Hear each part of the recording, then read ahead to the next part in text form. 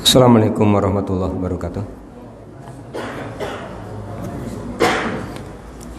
Innal hamdalillah nahmaduhu wa nasta'inuhu wa nastaghfiruh. Wa na'udzu billahi min shururi anfusina wa min sayyiati a'malina may yahdihillahu fala mudilla lahu wa may yudlilhu fala hadiya lahu. Asyhadu an la ilaha illallah wahdahu la syarika lahu wa asyhadu anna Muhammadan abduhu wa rasuluh. Allahumma sholli ala Muhammad wa ala ali Muhammad kama shallaita ala Ibrahim wa ala ali Ibrahim wa barik ala Muhammad wa ala ali Muhammad kama barakta ala Ibrahim wa ala ali Ibrahim innaka Hamidum Majid. Faqala Allah Ta'ala a'udzu billahi minasyaitonir rajim. Bismillahirrahmanirrahim. Ya ayyuhalladzina amanu kutiba alaikumus syiyamu kama kutiba alal ladzina min qablikum la'allakum tattaqun. Ibu bapak yang mudah-mudahan dirahmati oleh Allah, syukur alhamdulillah marilah senantiasa kita panjatkan kehadirat Allah Subhanahu wa taala atas seluruh limpahan nikmat yang telah Allah berikan kepada kita. Salawat, salam dan keberkahan kita mohonkan kepada Allah agar senantiasa tercurah kepada Rasulullah Muhammad sallallahu alaihi wasallam dan keluarganya, sebagaimana Allah telah mencurahkan salawat, salam dan keberkahan kepada Nabi Allah Ibrahim alaihissalam dan keluarganya. Ibu bapak yang mudah-mudahan dirahmati Allah, masih melanjutkan materi persiapan kita untuk menyambut datangnya bulan Ramadan. Setelah kita mengkaji Al-Baqarah ayat 183 yang menjelaskan tentang seruan Allah kepada orang-orang yang beriman agar melaksanakan ibadah saum, dan setelah selesai saum menjadikan orang-orang beriman menjadi orang-orang muttaqin, maka pada kesempatan kajian malam hari ini kita juga perlu tahu etika yang harus dipenuhi oleh orang-orang yang sedang melaksanakan saum. Karena kalau hanya menahan diri, Bapak Ibu, menahan diri tidak makan, tidak minum dari terbit fajar sampai dengan terbenamnya matahari, atau mulai dikumandangkan waktu subuh sampai dengan masuknya waktu salat maghrib, bagi orang-orang yang sudah biasa melaksanakan ibadah saum, ini bukan perkara yang berat. Tapi yang berat adalah menjaga agar ibadah saum yang kita kerjakan mendapatkan penilaian dari Allah Subhanahu wa taala. Maka etika ini harus kita perhatikan, atau dengan bahasa yang lain, adab-adab berpuasa harus kita penuhi. Yang pertama, Bapak Ibu, menjauhkan diri dari segala yang merusak ibadah saum, menjauhkan diri dari mengumpat, menggunjing, mencela, memaki, menista. Al-Bukhari meriwayatkan hadis dari Abu Hurairah bahwa Rasulullah SAW telah bersabda, "Malam yada qaulaz zuri wal amala bihi wal jahla falaysa lillahi hajatun fi ayyada'a ta'amahu wa syarabahu." Barang siapa yang tidak meninggalkan perkataan zur. Perkataan zur itu meliputi kedustaan, umpatan, fitnah, dan tidak meninggalkan pekerjaan itu dan bersikap jahil, maka tidak ada hajat bagi Allah ia meninggalkan makanan dan minumannya. Di riwayat Al-Bukhari ini kita diingatkan, Bapak Ibu, bahwa Allah tidak membutuhkan ibadah saum selama orang-orang yang melaksanakan saum itu tidak meninggalkan perkataan zur, meliputi satu, kedustaan. Maka selama kita melaksanakan ibadah saum, baik nanti di bulan Ramadan maupun saum-saum sunnah yang lain, Ini adalah sarana yang tepat untuk mendisiplinkan diri dengan sikap jujur. Bukankah kedustaan itu adalah perbedaan antara ucapan dengan hati, perbedaan antara hati dengan perbuatan? Orang dikatakan berdusta jika ucapannya tidak sama dengan yang diperbuat.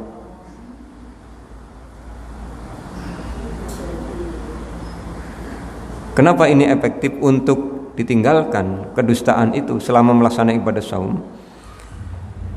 Karena ketika kita sedang melaksanakan ibadah saum, kita sedang merasa dekat dengan Allah Subhanahu wa ta'ala.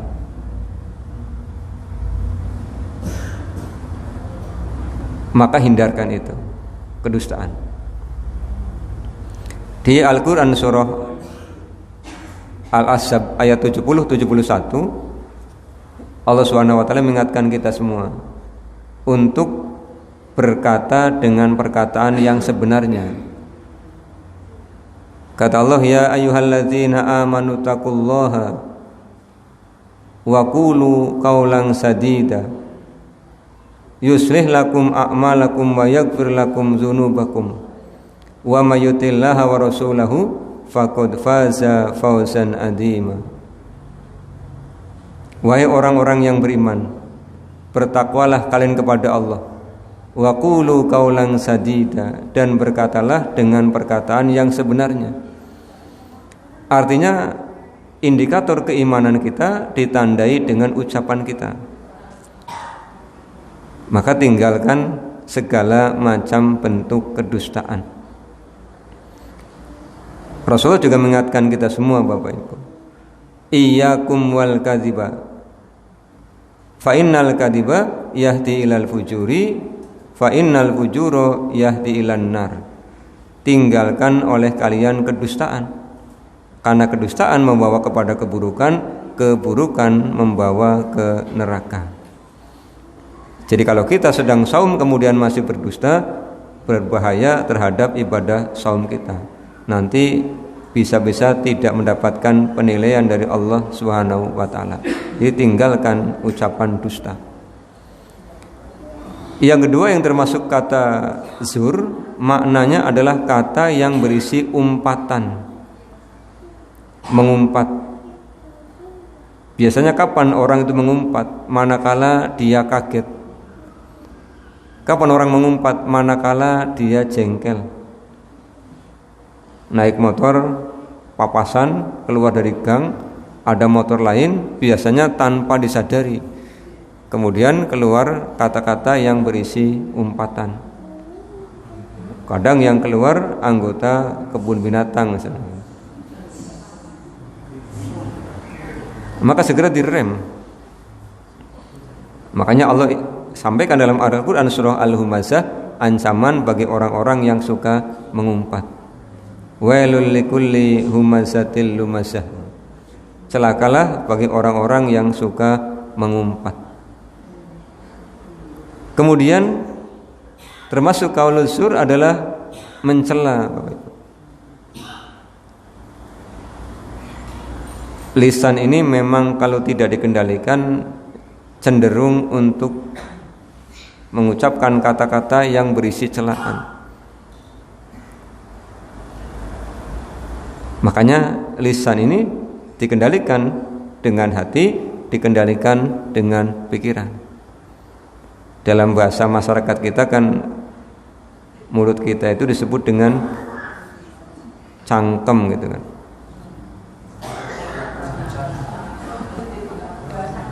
Apa Bu? Lamun ora dicangcang ora gelem mingkem.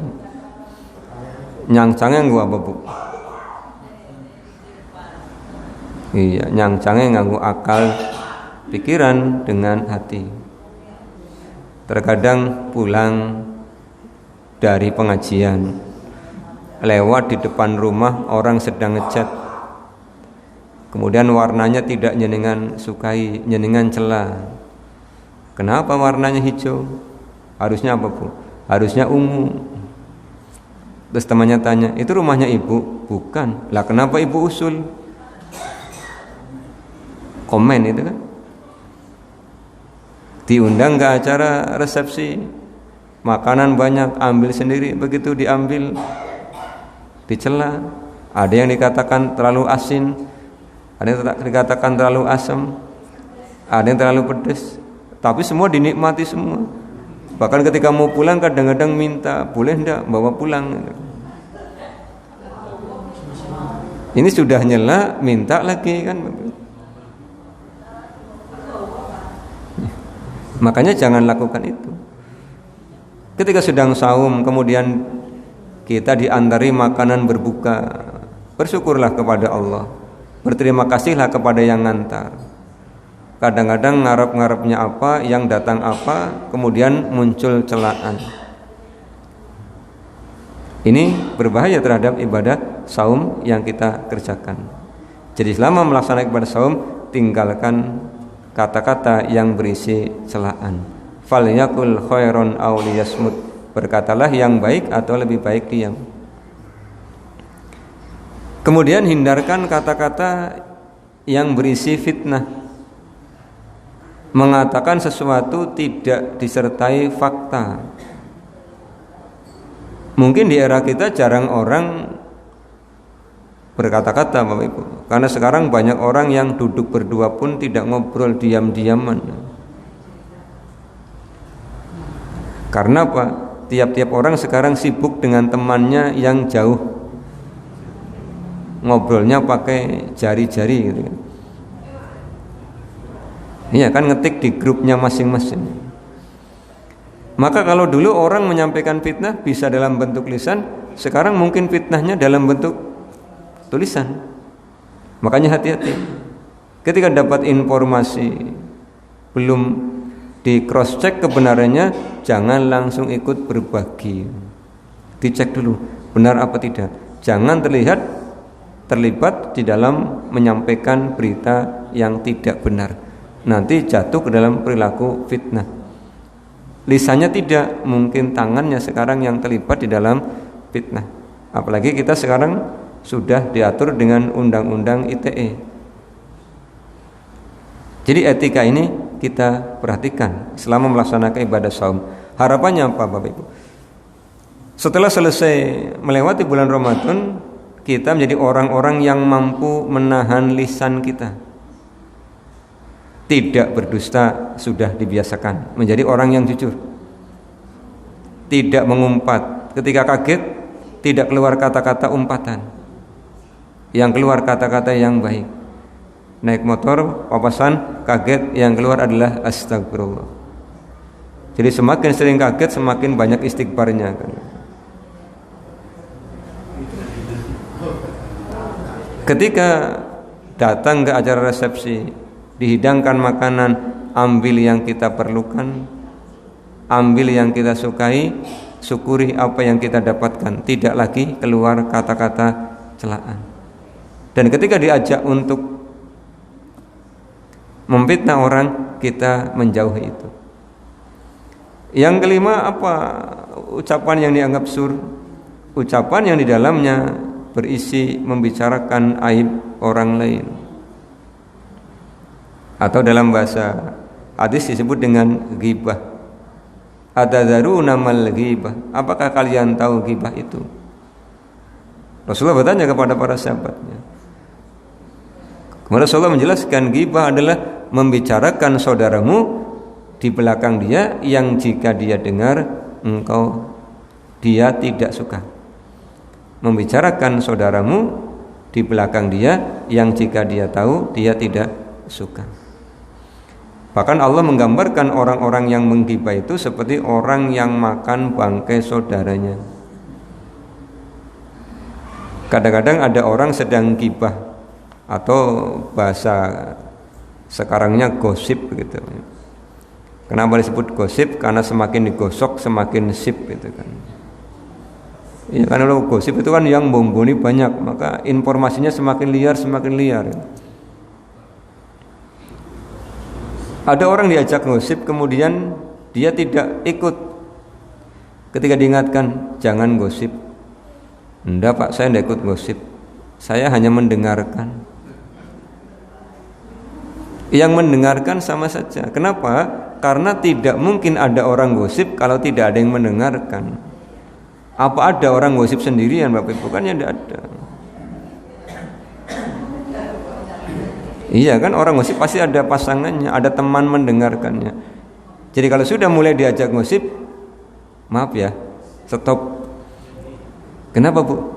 Ini sudah mulai menjerus kepada ranah pergosipan. Berhenti. Maka memang ada baiknya ketika ngobrol semakin lama itu harus diingat-ingat sudah masuk gosip apa tidak. Adakah kedustaan atau tidak. Kadang-kadang kalau sudah ngobrol lama tidak sadar tergelincir ke wilayah ghibah. Kadang-kadang untuk bercerita hal-hal yang lucu berdusta. Ini kan bahaya. Maka selama Ramadan kita kendalikan lisan kita dari hal-hal seperti itu. Kemudian dalam riwayat Tirmidzi dari Abu Ubaidah, Rasulullah SAW telah bersabda, "As-siyamu junnatun ma lam yukhrikha bikadbin au ghibatin." Puasa itu adalah perisai. Selama berpuasa tidak dirusak dengan dusta dan dengan ghibah. Jadi dusta ini Ibu Bapak merusak ibadah saum yang kita kerjakan. Kemudian dalam riwayat Ibnu Huzaimah dari Abu Hurairah, Rasulullah SAW telah bersabda, "Laisa siyamu minal akli wasyurbi, innama siyamu minal lagwi warrafasi." Bukanlah puasa itu hanya dari menahan makan dan minum saja. Berpuasa juga adalah menahan diri dari perkataan kotor dan caci maki. Kemudian Ibnu Huzaimah meriwayatkan hadis dari Abu Hurairah dan Tobroni dari Ibnu Umar, Rasulullah SAW juga telah bersabda, "Rubba sha'imin hadduhu min siyamihil ju'u wal atas, wa rubba qa'imin hadduhu min qiyamihis sahar." Betapa banyak orang yang berpuasa, hasil yang diperoleh dari puasanya hanyalah lapar dan haus saja. Dan berapa banyak orang yang sholat malam hanya memperoleh berjaga malam saja. Jadi jangan sampai sepanjang Ramadan yang akan kita datangi kita hanya dapat lapar dan haus. Jangan hanya kita mendapatkan satu malam, tiap malam di bulan Ramadan kita qiyamul lail, kita tarawih, tapi kita tidak mendapatkan apa-apa, melainkan hanya mendapatkan berjaga karena tidak meninggalkan tadi perkataan kotor dan caci maki. Ini etika orang-orang yang saum kita perhatikan yang pertama. Kemudian yang kedua, tidak berlebih-lebihan pada saat berbuka puasa.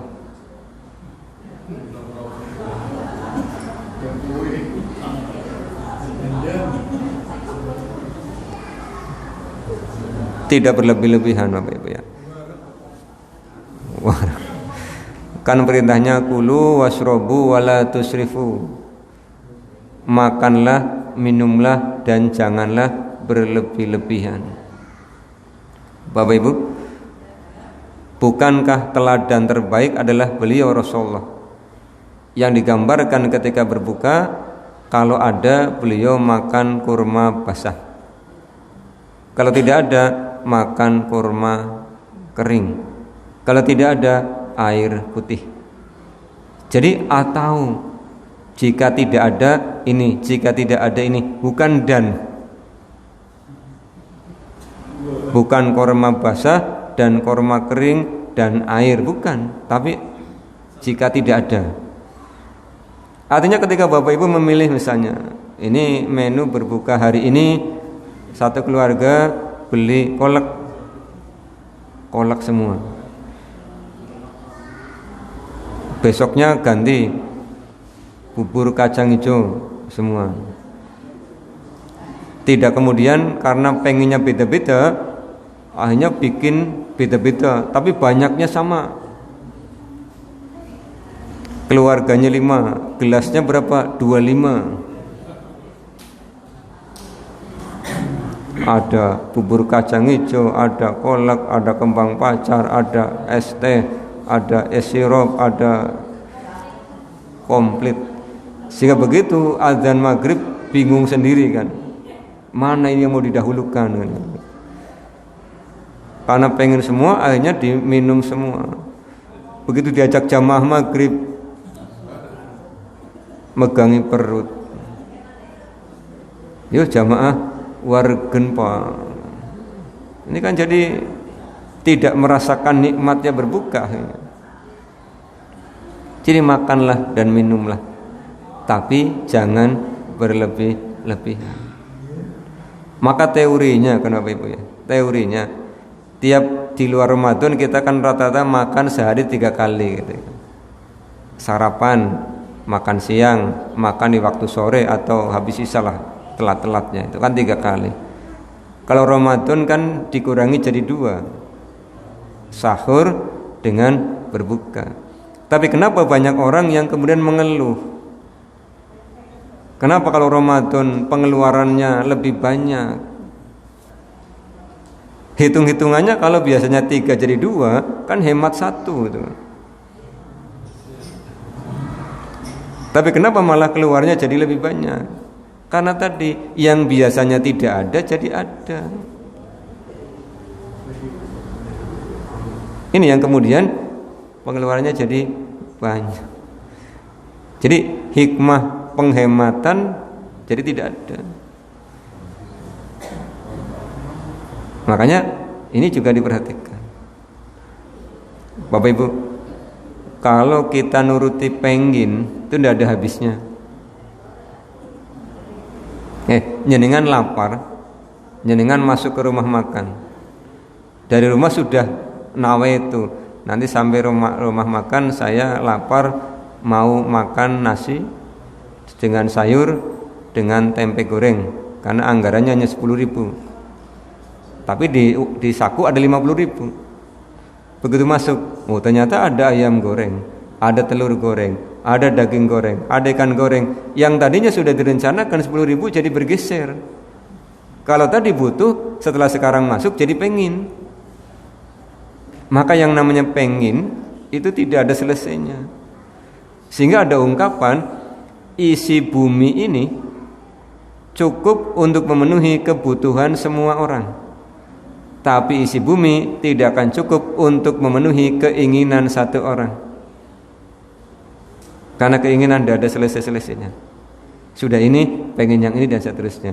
Maka ini kita jaga dengan cara apa? Tidak berlebih-lebihan pada saat makan dan minum ketika kita berbuka. Lalu bagaimana kalau ada anjuran memperluas nafkah ketika bulan Ramadan? Bapak Ibu, kalau memang panjenengan diberikan keluasan rezeki oleh Allah, membuat makanan yang banyak diniatkan untuk berbagi dengan tetangga. Jadi sudah niatnya untuk berbagi, bukan dibuat sendiri banyak. Lah kalau udah habis baru tangganya dikasih.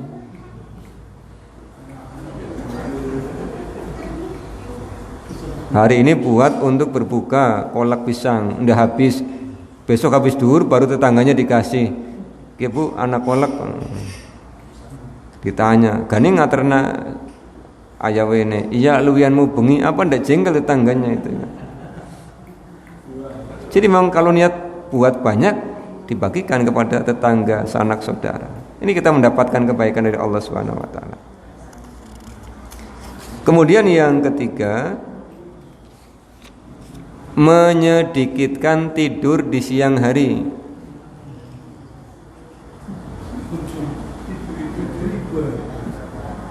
Jadi jangan saum dijadikan alasan untuk bermalas-malasan. Karena apa Bapak Ibu?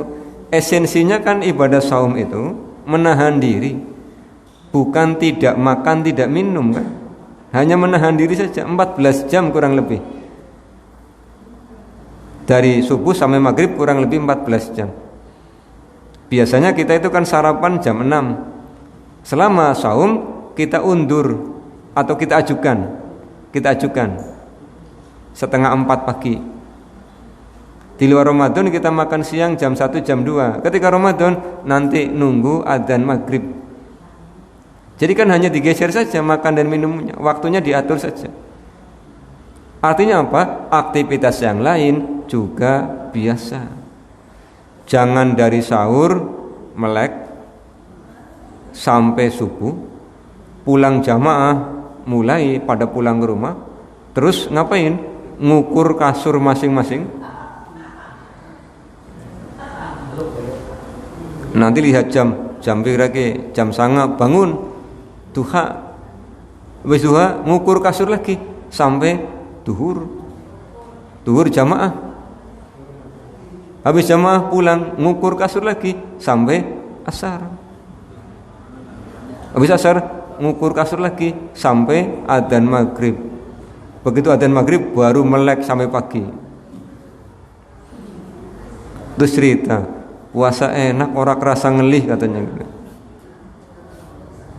Ya ora kerasa ngelih, wong siang hari diisi dengan tidur, malam harinya diisi dengan begadang. Nanti tidak merasakan hikmahnya saum.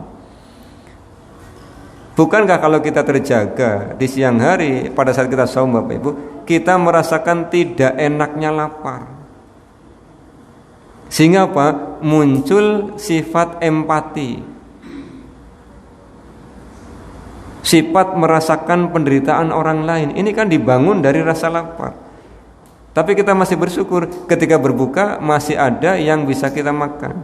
Kita bisa berpikir, banyak orang-orang yang lapar tiap hari.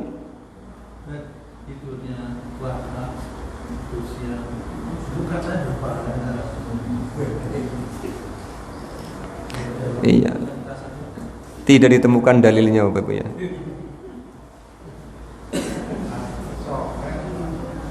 Itu. Jadi kalau siang hari itu terus nanti tidak merasakan nikmatnya lapar, sehingga tidak menumbuhkan kepekaan sosial. Kalau kita sudah bisa merasakan nikmatnya lapar, tidak enaknya lapar, jiwa sosialnya muncul, nanti kita akan jadi orang-orang yang mudah berbagi. Karena apa? Ternyata lapar tidak enak, tapi kita masih bisa berbuka. Orang lain mungkin tiap hari. Mungkin di antara Bapak Ibu kadang-kadang bingung, hari ini mau makan apa? Karena apa? Kemarin sudah, ini juga sudah, saking hartanya banyak gitu. Tapi ada juga orang yang berpikir mau makan apa karena tidak ada yang dimakan. Jadi sama, tapi kasusnya beda. Yang ini mau makan apa sudah pernah semua, hartanya masih banyak, yang itu tidak ada yang dimakan. Nah ini dibangun dari pelaksanaan ibadah saum. Makanya jangan banyak tidur ketika sedang saum. Beraktivitas biasa. Wong Rasulullah dulu dengan para sahabatnya, perang Badar itu kan terjadi di bulan Ramadan. Ya tetap semangat kan para sahabat. Jadi yang bekerja ya bekerja, yang beraktivitas ya beraktivitas. Waktunya tidur siang, ya tidur siang. Tapi jangan sampai dari subuh sampai maghrib untuk tidur.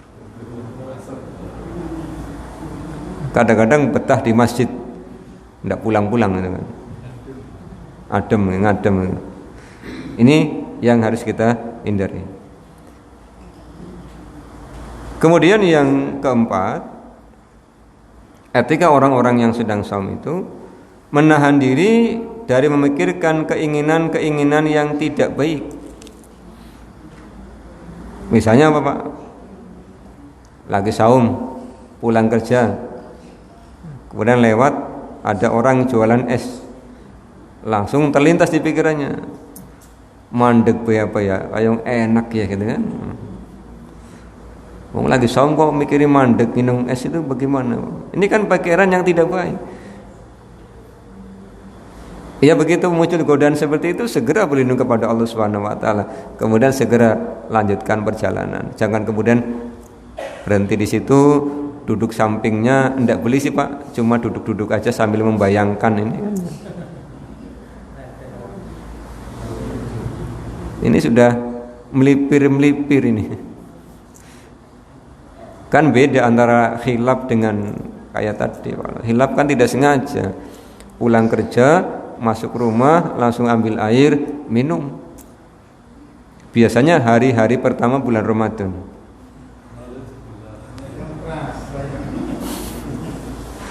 Begitu selesai minum, ya Allah, aku puasa. Karena lupa, ya rezeki. Kan lupa tadi kan? Tapi jangan melupakan. Jangan diniati aku dinaki pan kelalen lah kan.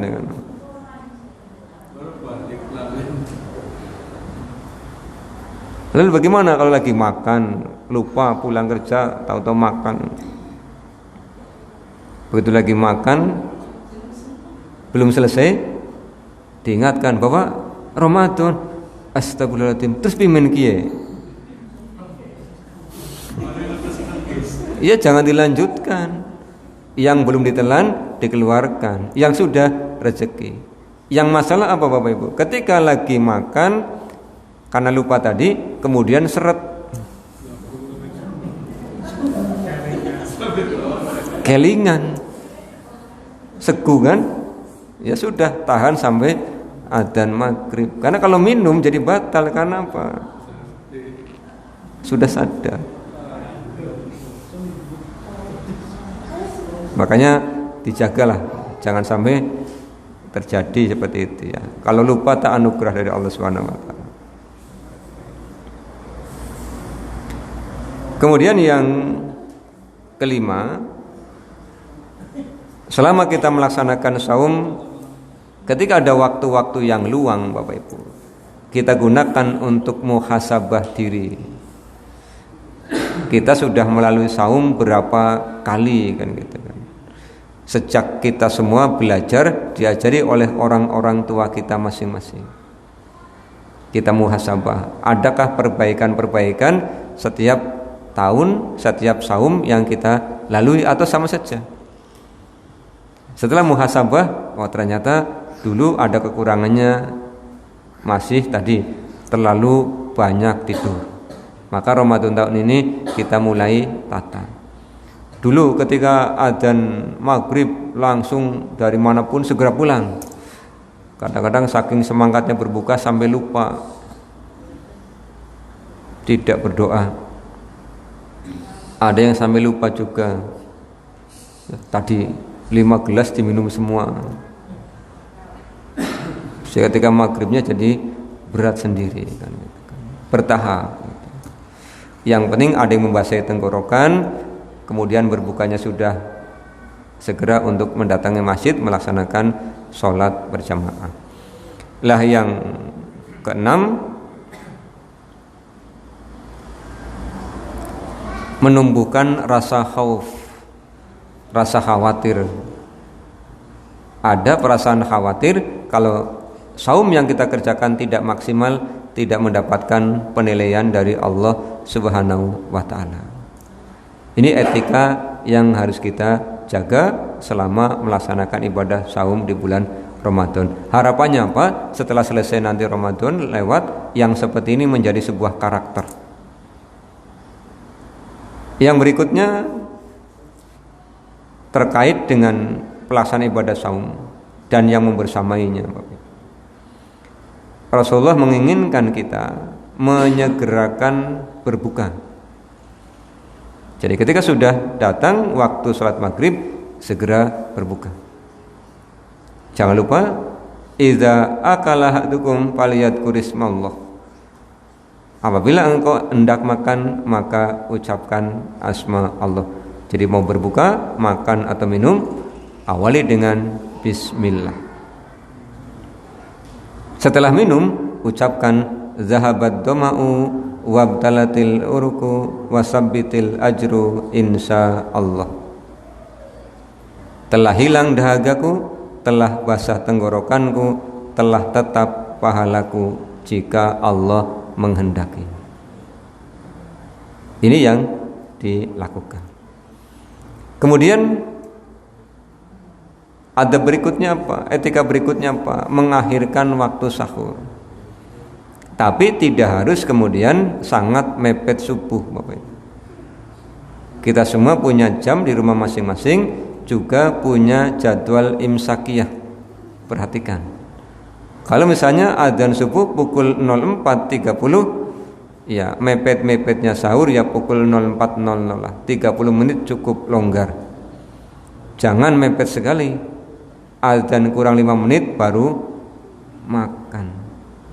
Nanti jadi tidak enak. Karena apa? Tergesa-gesa. Belum selesai sudah adzan. Dilanjutkan langsung batal, tidak dilanjutkan eman-eman lauknya enak gitu kan. Tanggung, makanya ya meskipun diakhirkan jangan terlalu mepet.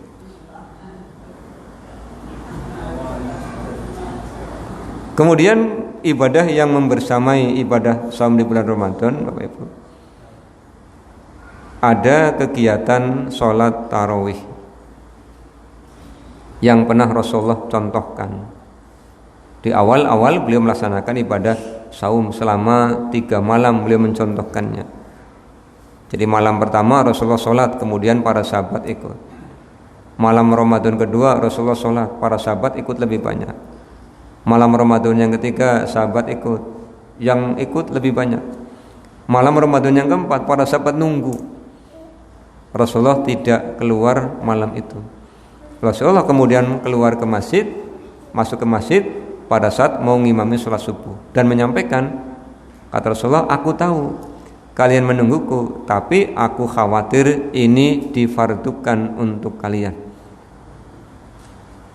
Kenapa khawatir difardukan? Karena Al-Quran masih turun. Barangkali nanti ada syariat mewajibkan ibadah tarawih, kan menjadi berat. Ini Rasulullah mencontohkan. Jadi Bapak Ibu manfaatkan momentum ini untuk melaksanakan ibadah sholat tarawih. Atau dalam hadis disebut dengan qiyamu Ramadan. Man qoma Ramadana imanan wa ihtisaban ghufira lahu ma taqaddama min dambi. Tapi jangan lupa, tarawihnya dikerjakan di masjid, isya-nya juga dikerjakan di masjid. Jangan sampai isya-nya malah belum. Datang ke masjid sudah tarawih, ikut tarawih. Pulang tenang, perasaannya sudah isya. Tidur. Lah tahu-tahu habis subuh baru ingat, aduh mau bengi durung isya, tapi wis tarawih.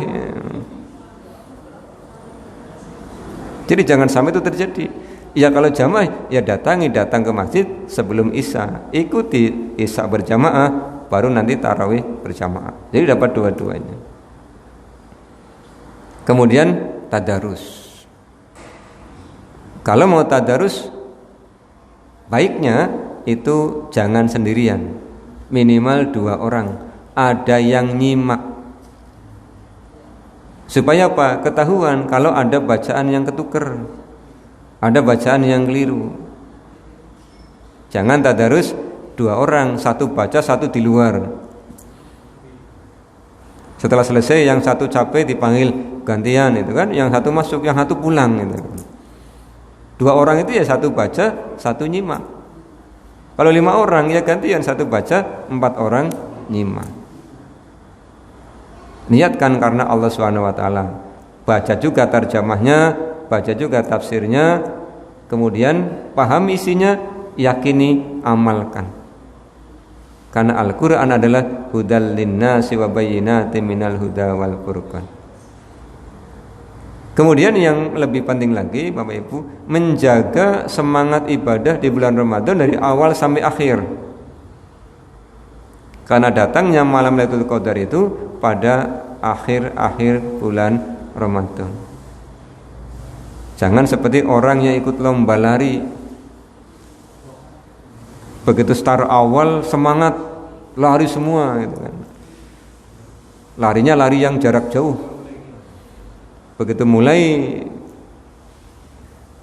sepertiga perjalanan mulai sedikit semangatnya dijaga. Jadi kalau kita sudah mengawalinya dengan semangat sampai dengan akhir. Karena ketika kita semangatnya sampai akhir, kemudian ketaatan kepada Allahnya sampai akhir, ya saumnya, ya tarawihnya, tadarusnya, infaknya, dan segala hal yang terkait dengan bulan Ramadan. Kemudian kita bertepatan dengan malam Lailatul Qadar, yang kita kerjakan dipahalai seperti orang yang melakukan ibadah selama 1000 bulan. Khairum min alfi syahr. Kemudian setelah semuanya selesai, diakhiri dengan mengeluarkan zakat fitri. Ibnu Abbas melewatkan hadis sebagaimana disampaikan oleh Abu Dawud.